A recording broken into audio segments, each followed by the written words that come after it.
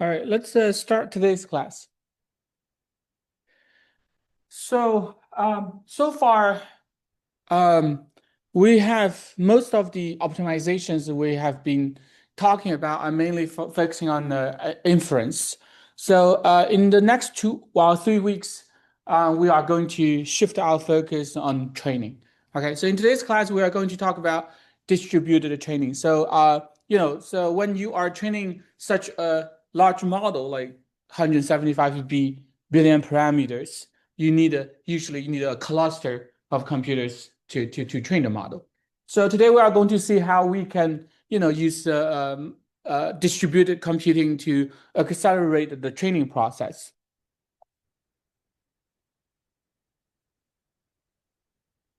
So here is the plan. I'm going to talk about the background motivation, parallelization methods, give you a high-level overview. There are mainly four kinds of parallelism we are going to talk about. Data parallelism, pipelining, tensor parallelism, and the sequence parallelism. So if you, I know we have like a parallel computer architecture class.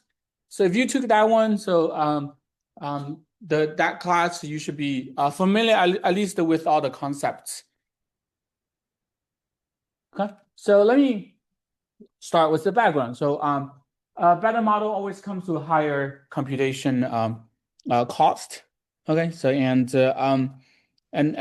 we always need to now while GPT-3 give you 175 billion parameters, and when the models are getting larger, it also takes longer time to train. Okay, so this one table gives you the comparison. They measured it in the NVIDIA 800 GPU on one and 800 GPU. So for ResNet 50, used to need like 31 hours. Then you can see ResNet 110, 101, 44, BERT 84.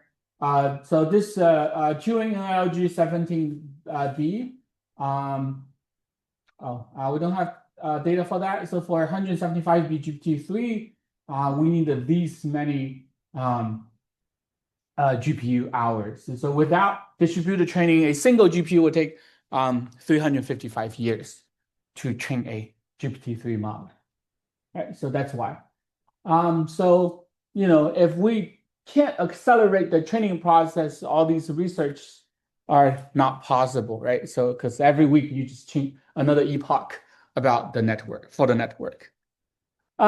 So because our time are more valuable than the hardware. People have been developing all kinds of distributed training method to accelerate the training process. One example. So this cluster has for the CPUs has each frame has two CPUs plus six GPUs, and that's RAM, that's the storage, and they are connected with the network. So to train a video model, this with this much of data, 660 hours of video, you can see that with one node, with just one node, it needs about 50 hours, and the accuracy is this. Okay, if you have 128 nodes with that many of GPUs, you can shorten the time to 28 minutes. If you double the number of nodes, then you can even shorter the time to 40 minutes. Okay, so compared with the 50 hours, you got like over 200 times of acceleration. Okay, so that's kind of the set, give you a sense of what we can achieve with all these parallelization. So 2 days to 14 minutes. So next, I'm going to give you a overview, essentially, what is data parallelism, what is pipeline parallelism, what is the tensor parallelism, and the sequence parallelism. Data parallelism first. So what that essentially means that while for all these GPUs, each GPU, they are going to share the same model, but we are simply dividing the data set into multiple, evenly divide them to multiple GPUs. Okay, split the data. And all these GPUs, they share the same model. So for pipeline model, if I believe if you take computer architecture class, it's the same idea as the computer architecture pipelining. But now like the granularity basically is each GPU. So what we can do is that for this model, we can assign this model to multiple GPUs. So for example, let's say the first layer to GPU1, second layer to GPU2, so on and so forth. Okay. And then like when the data was never divided, and then like all the data just fed into the GPU one by one, and then like whenever, for example, when the GPU is processing the first batch, then the GPU1 is processing the second batch. So every batch is hopping forward synchronously. Make sense? Single copy of data, just going through the pipelining. Okay, so what about tensor parallelism? So tensor parallelism is trying to do the parallelization in the finer granularity.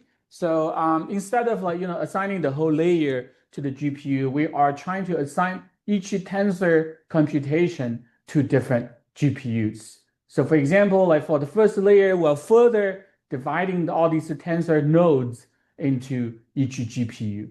Okay, and again, the data is not divided, so each node is assigning two different GPUs.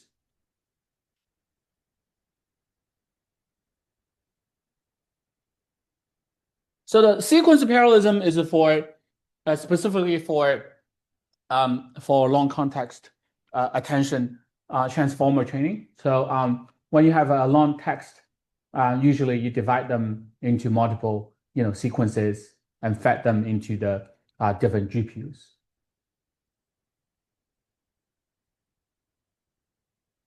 Okay, so that kind of like just give you a high overview. Next, I'm going to go into the details of these four different parallelism and see what are the design trade-offs of all these the pros and cons and the design trade-offs of different parallelism schemes. So first, data parallelism. We are scaling the distributed training with the parameter server. So what happens is that the green one is the parameter server, which has the parameter for the whole model. Okay, and then like we have different worker nodes, and each node it's all the nodes, they are sharing the same model. When we say like different the same model, we mean like the same connection, but the same connection as well as the same node. I'm sorry, same weights initially. So the working process goes like this, right? So first, the model got replicated and poured into each worker node. So inside each work node, you have a local replica of the network model, and you have your own share of the training data. Okay. And then like all these training data are randomly but evenly splitted into all these data sets. Okay, and it's assigned to all these worker nodes. And each worker uses its own training data to compute the gradient. Okay, and eventually all these gradients are pushed and summed into a sum of the gradients. And then we are using the sum of the gradients to update the original model weight. Okay, and then like we repeat the whole the same process, right? So you replicate, you pour to all these work nodes and going through this training over and over again. So every time the local worker basically it's a sample batch of data from all these its own training data, and this goes through multiple rounds until the network converges. Okay, so that's kind of so this is very much like, have you heard of the term federated learning? That's pretty much how it works. So if you compare like single node training with this distributed training, the main difference is within the distributing the data and gathering the gradients, right? So that's the main difference. Within each worker node, it's pretty much the same as sampling the data, training it, get the local gradient. So that whole process is the same. So it's the distributing the parameter and getting the gradient. That's the main difference. So in this kind of like data parallelism, communication is essential because if you think about it, there are, well, in distributed training, essentially what you are trying to do is you are sacrificing the communication time and to get the speed up. And because of the communication overhead, you cannot get, for example, if you have 4 computer nodes, you cannot get 4 times of acceleration, right? Because of all this time you spend in communicating with each other. So for distributed training, minimizing the communication is essential for improving the speed. But before we talk about the optimization, let's talk about the communication primitives. So one-to-one communication, send or receive. If you ever program like OpenCL or CUDA, like you probably are familiar with all these communication protocols, or even just a simple networking programming. So all these primitives are usually implemented in different programming paradigms, as the sockets or MPI. So we also have a scatter and the gather. So scatter means that this set of the data you are dividing into different pieces and scatter to different workers. And the gather is simply gathering from all these workers. We are gathering to one. Okay. And also another scheme is this reduce and broadcast. So these are different. In reduce, you are gathering all of them, but also you are going at the same time, you are either doing a summation across all the data or you are doing a averaging across all the data.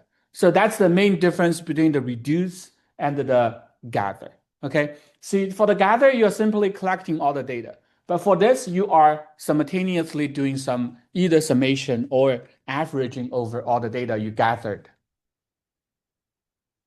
Whereas in broadcast, it's the same piece of data that's sent over to all the other nodes. Whereas in scatter, you are dividing the data to different pieces and scatter over all these different workers. So those are the small nuances between all these different communication primitives.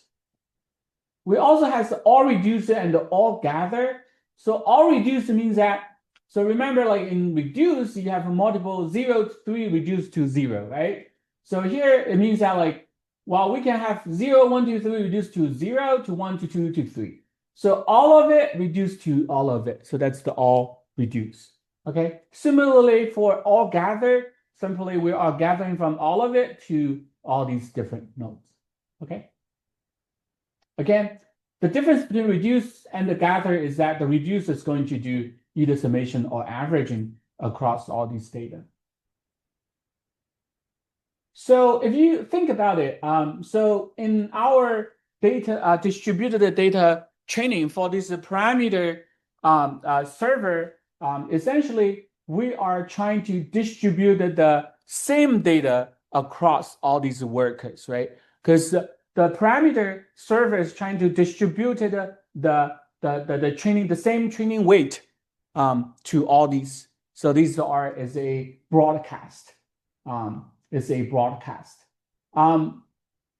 Where when you are trying to gather all these data, the gradient, when you're trying to gather all these gradients to the parameter server, you need to sum all these small deltas, right? So that's a reduce, okay?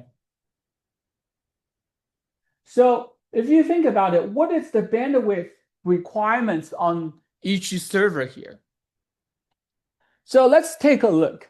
When you are trying to replicate and pull all these parameters to all these workers, the parameter server need to simultaneously sending all these weights across all these workers. Let's say like we have n workers. So the parameter need a communication bandwidth of n, right? Whereas each worker only need like receiving one copy of the parameter. It does not need to communicate with any of its neighbors. So the worker only need one data link, whereas the parameter server need to n copies of the data bandwidth. Okay. What about the sum process, the reduce process? So for the reduce process, similarly for the worker, they only need one data link, right? Whereas the parameter size, the parameter server again needs n links together all these data. So that's O1, that's ON, that's O1, that's ON. Okay. So then people start thinking, if you think about it, the parameter side server now becomes the bottleneck, right? So is there a way to reduce the overhead for the whole training process? So one way to do this, it's like we can totally skip the parameter side server. Okay, so let's see what happens if we just simply skipping the parameter server.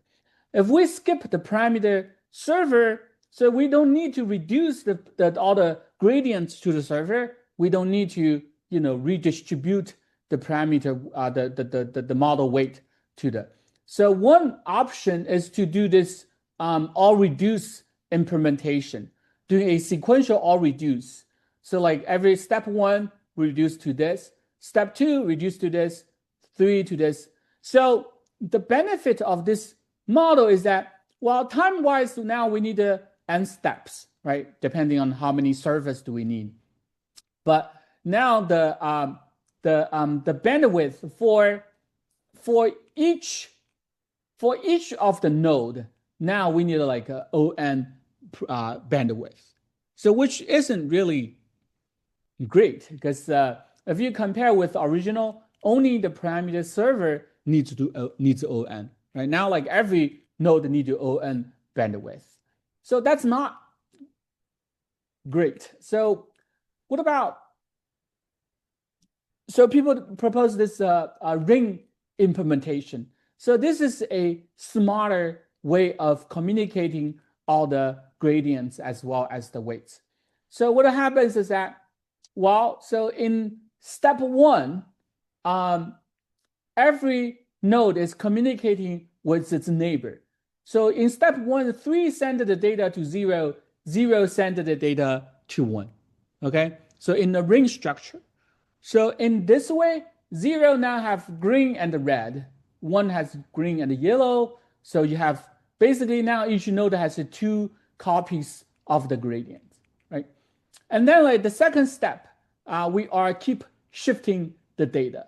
And now we have each node now has 3 copies. And then you keep shifting until all the nodes have 4 copies. Now you can do a summation of all the gradients, and you can compute. Each node can compute the updated the model weights. So each one has the latest model weights. So in this way, so see, each node actually only needs 2 communication bandwidth. Okay, but it's still a constant, so it's still a O1 bandwidth.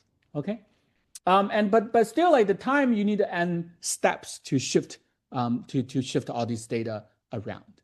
Okay, so now we get rid of the parameter server, and we reduce the bandwidth requirement to this, but we spend more time. So another way of doing this is this all reduce. Okay, so this all reduce, what happens is that we simply doing all this reducing operation all at once. But Now, the time is improved, but the bandwidth get even worse because now like each node need a n square communication. So if you do everything simultaneously, you need an square bandwidth now. Okay, so these are all different, simple implementation options. So while the natural question is like, is there a way so I can have a small bandwidth requirement as well as like fast speed, right? So if you compare all these different ways of doing things, the ring has small bandwidth requirement, right? And all the parallel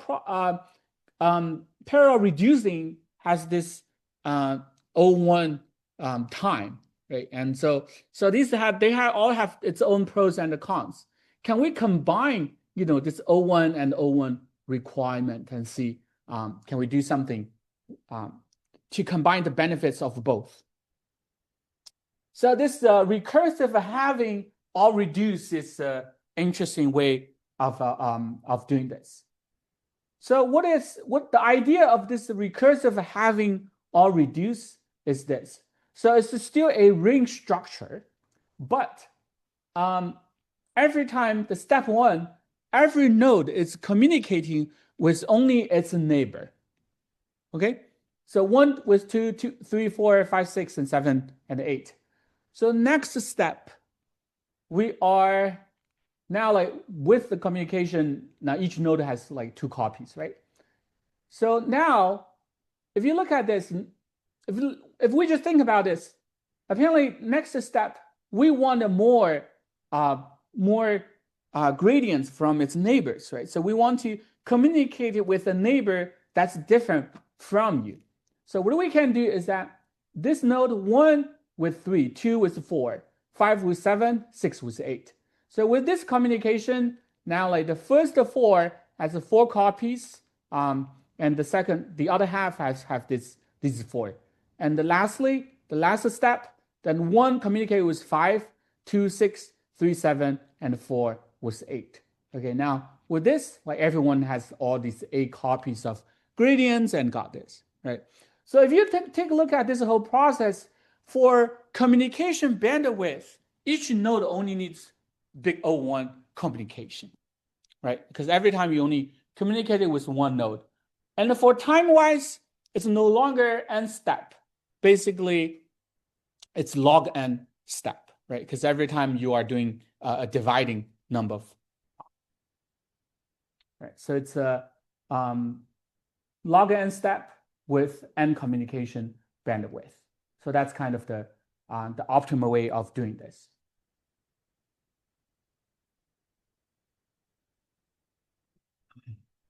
And when the model gets even bigger, we would need to even further reduce the memory requirement in each computer. So so for example, like when we are dividing all these data to different GPUs, but when the model becomes bigger and bigger, for example, for 175 BGPT3, let's assume each parameter takes 2 bytes, floating point 16. Then like for each GPU, you need like 350 gigabytes of memory, whereas a 800 only has this 80 gigabytes, right? So one 800 cannot hold the whole model, right? So what do we do? So therefore, and not just actually to make things worse, when you are training this model, actually, it's not just the weight we need to remember. Also, there are some other, well, at least you need to store the gradients, right, to update the model. So that's the extra memory requirement. And in modern Adam training algorithm, we also need to store some other optimizer states. So if you look at this, for GPU 1 to n, let's say like assume assume we are using Adam algorithm to train the model. So in this training algorithm, not just you need to remember the weight. Let's assume it's a 2-byte floating point 16. We also need to remember, well, at least you need to have the space to store the gradients, right? And also for each parameter, you also need to store the so-called optimizer states, which includes a floating point 32 copy of the parameter, which needs the 4 bytes. Okay, and we also need another 4 bytes for the momentum and another 4 bytes for the variance. So these parameters, these extra storage overheads, so-called states, are needed for the training algorithm.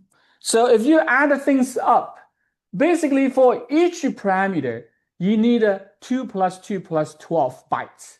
So that gives you 16 bytes total. Okay? And if you put that back, so 175 not times 2, now actually you need times 16 bytes, which is much, much larger than the 80 gigabytes you have. Okay? So that's that.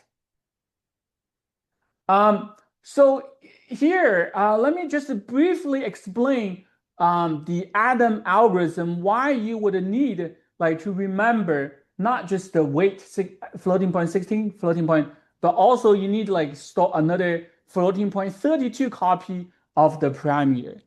So what happens is that when you are training the model, the algorithm is going to store a 4 bytes floating point 32 version of the weight.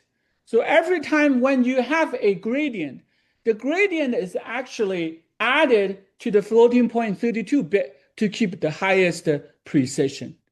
And only when you are going forward, and when you are going to, when you are training the model, you have a forward and a backward, right? So in the backward, the gradient is added to these 4 bytes floating point 32 version of the parameter.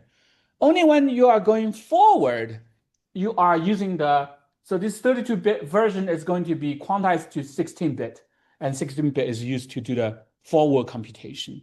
And eventually the model is going to be reduced to floating point 16 or even quantized to integer 8. But during the training process, we need to keep that floating point 32 version just to keep the highest precision for the model weight. And this momentum and the variance are 2 parameters are needed, 2 parameters in the Adam training algorithm. So therefore, that's how we get like a total 16 bytes for 1 parameter. Okay.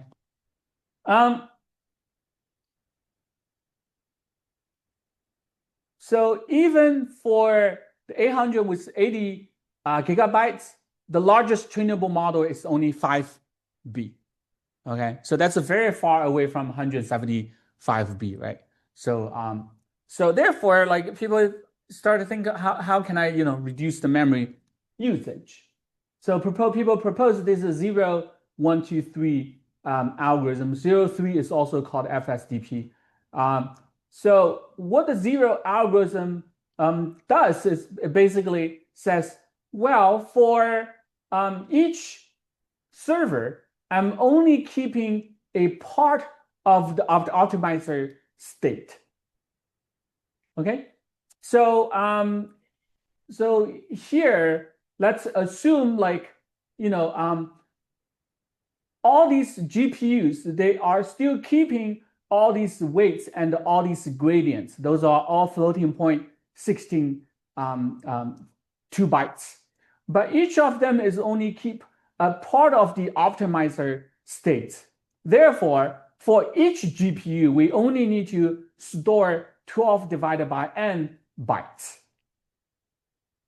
for each parameter. Okay?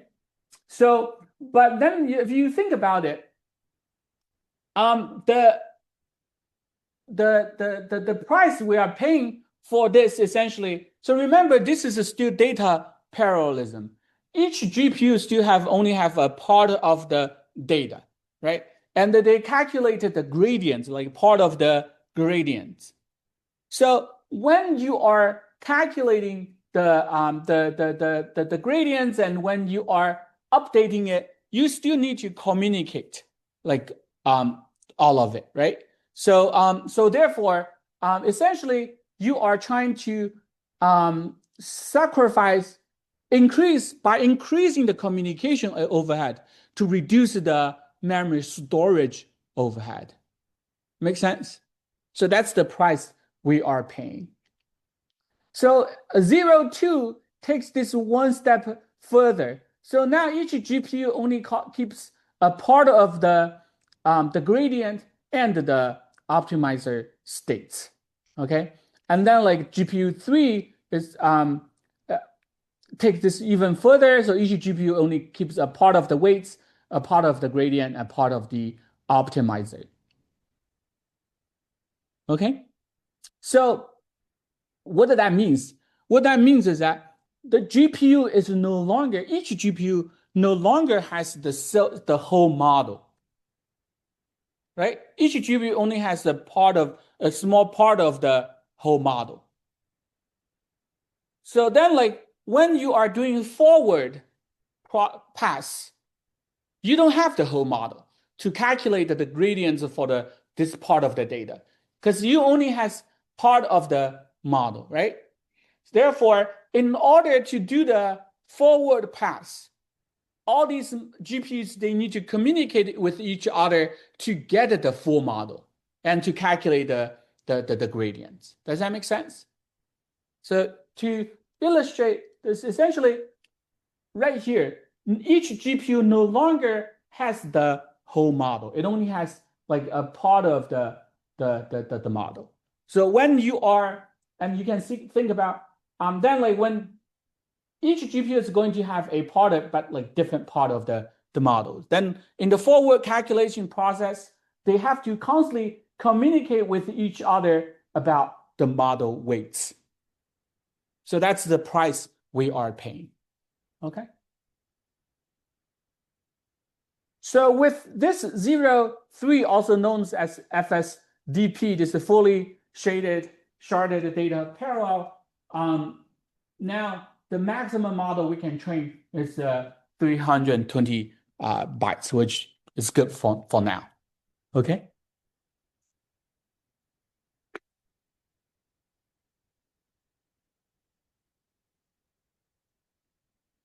But as I said, like the price is that during both the forward and actually during both the forward and backward, they have to constantly communicating its missing weights to calculate the gradients, to update the weights.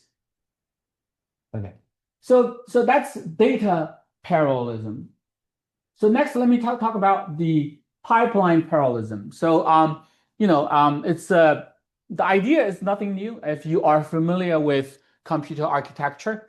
So for all these GPU, they have only part of the model, but they are divided into different stages, right? And the data is going to be fed into all these. And then like, we are assigning the forward pass and the backward pass into these different nodes. So you can see like forward 0, forward 1, forward 2. So these are different layers of the model assigned into different GPUs and backward. Okay. So as you know, in pipelining, there are going to be bubbles, right? What that means is that, like for example, when F0 is assigned to GPU 0, then like when the data is gonna like right here, when F0 is processing a batch of the data, GPU 1, 2, 3 essentially they are idling, right? So and we also learned this. So the GPU utilization is low. But we also learned in computer architecture is that the idea is to do to have more pipeline stages, right? So what we can do is that we can dividing the batch into micro batch. So very similar idea when you are doing more pipelining stage in the GPU design. So instead of like one batch going through the whole GPU, now you are doing multiple micro batches.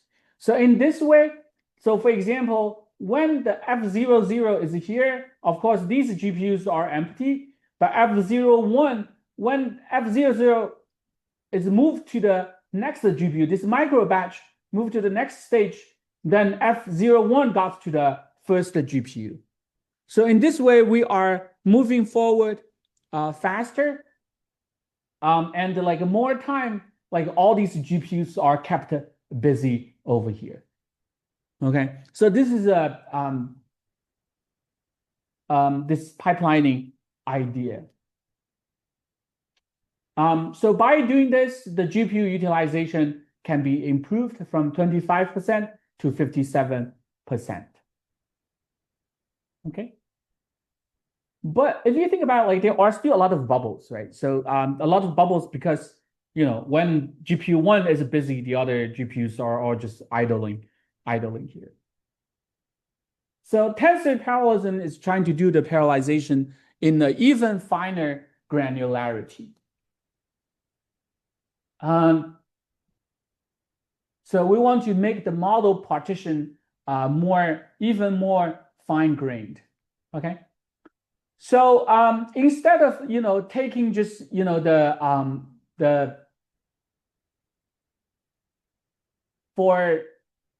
we are dividing the model as like layers. Now we want to dividing the model into each tensor and trying to do for each tensor computation, we are doing this parallelization. Okay, so if you look at the this is this fully connected layer y equals to x times a. What we can do is that like we can even dividing this a single weight into multiple parts and assigning to different GPUs. We are going to talk about both the fully connected layer, the feed-forward network, as well as the attention. See how we can dividing each small computation for these two, because these are the two most important computation in the transformer, right? So we want to take a look, see how we can dividing this into small tensors, or how to divide all these small tensors to even smaller parts. So let's take a look. Well, before we go to the dividing, so let's go through all these two graphs. So first let's review a little bit, without all these partitioning, what do we have here? Essentially, it's x. It's going to times with a, get a y, right? So that's the feed forward. And then sometimes we do this dropouts to prevent overfitting and to get the z. For attention, we have the token is going through the KQV matrices to convert them into different vectors, right? And then you do self-attention, and then you do a not just dropout, but also you do this projection across all these attention heads, and then you get the final results. So the tensor partition, what it's trying to do is this. It's using 1, 2, 2, 6 as an example. So what that means is that originally, let's say x is the input, okay? It's the input token, and a is the weight. So originally, let's forget about the partitioning. Originally, what happens is that this x is going to multiply with the a, right? So row times column, row times column, row times column, row times column. So eventually you are going to get a 1 times 6 vector, right? So that's the original idea. So now in this which matrix multiplication we can do is that we're dividing the weight matrix in column, okay, in column. So now it becomes A1 and A2. So, and then we assigning A1 to one GPU, assigning A2 to another GPU. And then basically you are broadcasting X to these two GPUs, okay? And then within each GPU, I only do X times this, X times this. You get a Y1 and a Y2. And if you think about this whole process, does the GPU 1 and the GPU 2, do they need to communicate with each other?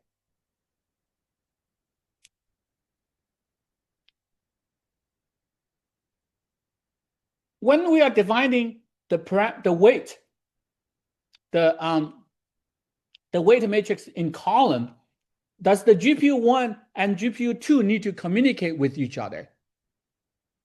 No, right? Because the computation of this Y1 does not need anything from A2. The computation of Y2 does not need anything from A1. Make sense? Therefore, this column-wise dividing of the weight matrix will avoid this communication or any communication across all these GPU. So this will be very efficient way of parallelization. So once you have this Y1 and Y2, you can simply do a concatenation to get the final results for the original Y, right? Right? Does that make sense? Okay. So then like we keep going forward.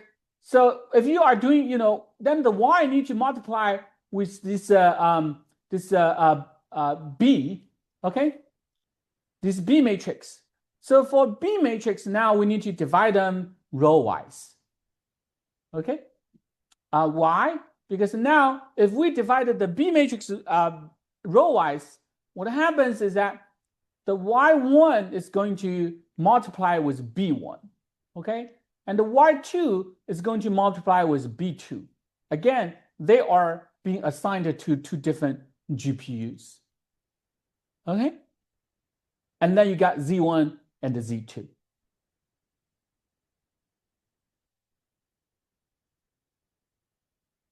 Right? And then you reduce them. Basically, you're adding the element from the first element in Z1, the first element was from Z2, you add them to got the first element in Z. Okay? So in this way, again, there's no need any communication between these two GPUs. Because now, if you think about it, originally without the partitioning, what happens is that this whole Y multiplied with this whole B in this row, right? And this whole Y multiplied with the second column of the B, right?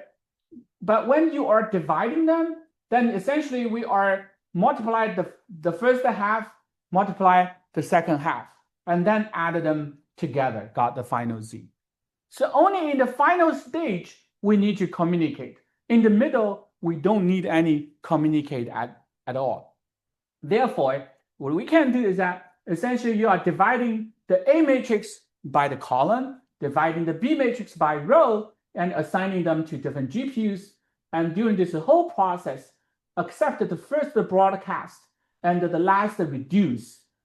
In the middle, you don't need any communication for the feed-forward network. All good?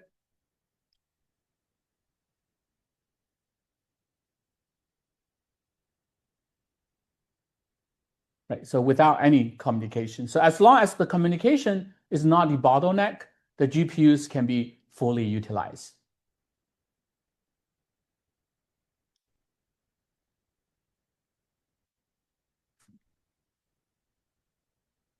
So next, let's take a look. What about the attention? Let's take a look at attention. So again, originally, the attention essentially the X essentially need to multiply with the 3 QKV weight matrix to got the 3 projections, right? Now, first, we are splitting the QKV projection layer via the columns. So here, actually, we are assigning different heads because, like, usually you have multiple attention heads, right? So we are dividing different attention heads to different GPUs. Okay, and each attention head, of course, has its own QKV weights, right? So then, like, basically, in each head, in each GPU, for let's say like now total, let's say like we have total 16 heads. So the first 8 heads is on GPU 1.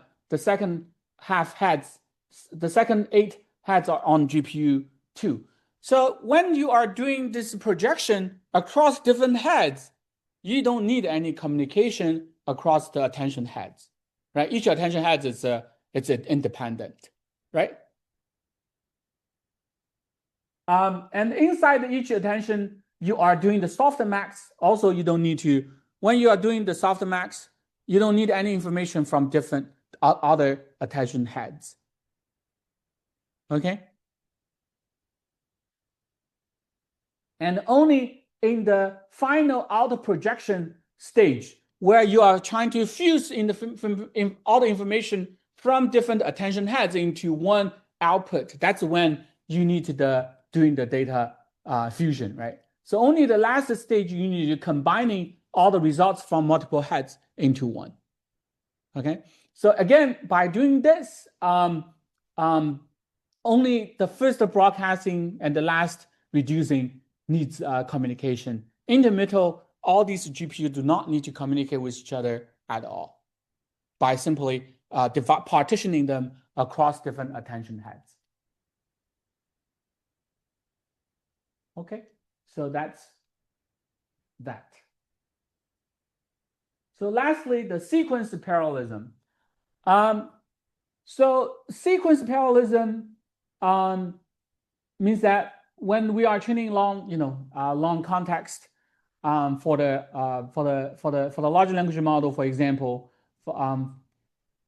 then we are dividing the book into multiple pieces, and each GPU has the model, and this is a kind of like a data parallelism. So the sequence parallelism in fully connected layer, it's pretty much just like the data parallelism, right? Because basically in the fully connected layer, the data going forward does not need to communicate with each other, okay? But attention is a little bit different, because if you remember, the attention, like, you need to attend with all the previous Qs and the Vs, right? Especially like the last node, you need to attend, like the last token need to attention with all the previous tokens, right? So the attention, you need to communicate with each other, okay? So and there are different ways in doing this, communication.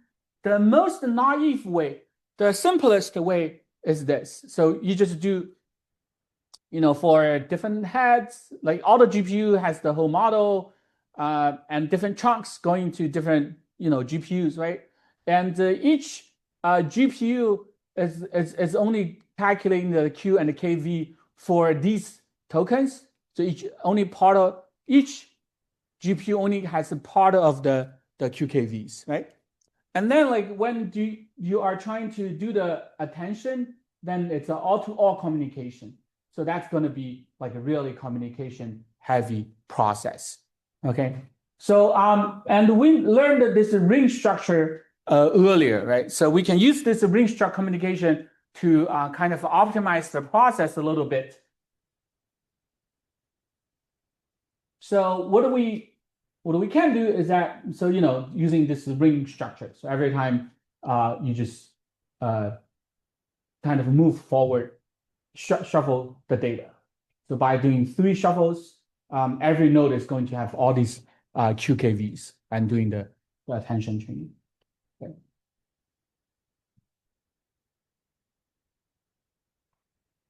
Summary. So data parallelism is simply splitting the data. Pipeline parallelism is trying to dividing the model by layer, and tensor parallelism is trying to split the model by even finer granularity by tensors. Right? And we talked about different communication primitive. We talked about this recursive having all reduce. We talked about 0, 1, 2, 3, and FSDP. We talked about implemented pipeline parallelism, tensor parallelism.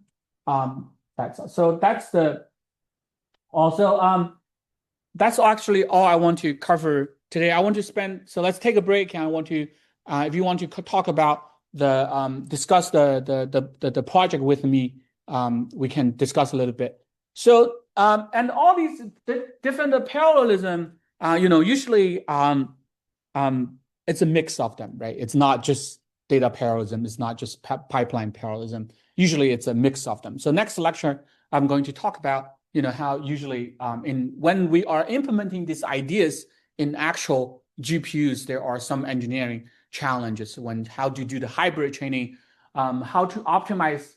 One thing we haven't talked about is during the training, most of the communication are either passing the weights or passing the gradients, right? So people propose all kinds of different ideas to compress the weights, compress the gradients. Okay, so that's what I'm going to cover in next lecture, next week.